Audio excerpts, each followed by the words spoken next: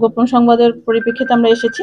তো এসে আসলে আমরা যেটা পেয়েছি সেখানে হচ্ছে খোলা পরিবেশে এমনভাবে আচার তৈরি করা হচ্ছে যেটি মোটেও কোনো ধরনের স্বাস্থ্যসম্মত কোনো পরিবেশ না। আর সবচেয়ে বড় কথা হচ্ছে তার প্যাকেজিং, যেটা প্যাকেজিং এর মধ্যে মেড ইন মায়ানমার লেখা এবং সেখানে পুরোটাই বাংলাদেশি কোনো ভাষাই না, মিয়ানমারের ভাষাতে টাইপ করা আছে। ইভেন আমরা প্যাকেটের গায়ে কি লেখা সেটা পড়তে পারছি না। এটার মধ্যেই এই প্যাকেজিং গুলো করা হচ্ছে। আলটিমেটলি আমার পর্যটকরা বিভিন্ন জায়গা থেকে, বিভিন্ন দেশের বিভিন্ন প্রান্ত থেকে আসে বা বহির্বিশ্ব থেকেও আসছে, তারা কিন্তু ভাষাটা পড়তে পারবে না, জানতে পারবে না, ওইভাবে তাকে প্যাকেট কিনে নিয়ে যাওয়া হচ্ছে এবং পরিবেশটা মোটেও অনুকূলে না। এবং একটা ওয়াশরুমের পাশে এমনভাবে বড়ইগুলো সংরক্ষণ করা হচ্ছে বা অন্যান্য আচারের যে প্যাকেজিং করা হচ্ছে, প্রতিটা জিনিসই স্বাস্থ্যের জন্য খুবই ঝুঁকিপূর্ণ।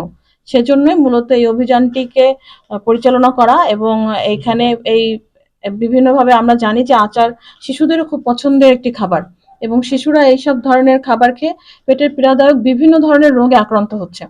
তো সেই জন্যই আসলে মূলত এই কারণে আমরা এই প্রতিষ্ঠানটিকে সিলগালা করব। এবং সবচেয়ে বড় কথা হচ্ছে বিএসটিআই লাইসেন্সের মধ্যে আওতাভুক্ত না এবং অনুমোদনহীন। বিএসটিআই লাইসেন্স না নিয়েই তারা এই আচার প্রক্রিয়াজাত করছে। এবং আপনারা সবাই জানেন যে বিএসটিআই লাইসেন্স ব্যতীত আচার কিন্তু প্রক্রিয়াজাত করার কোনো সুযোগ নেই। তো অনেকগুলো আসলে রুলস এখানে ভায়োলেট করা হয়েছে। সেজন্য আমরা এই প্রতিষ্ঠানটিকে সিলগালা করছি এবং প্রতিষ্ঠান থেকে আমরা একটা অ্যামাউন্ট জরিমানা করব এবং যতদিন পর্যন্ত সে এই ধরনের যেই লুফলগুলো আছে যেগুলা অবশ্যই ওভারকাম না করলে তাকে এই প্রতিষ্ঠানটিকে খুলতে দেওয়া হবে না।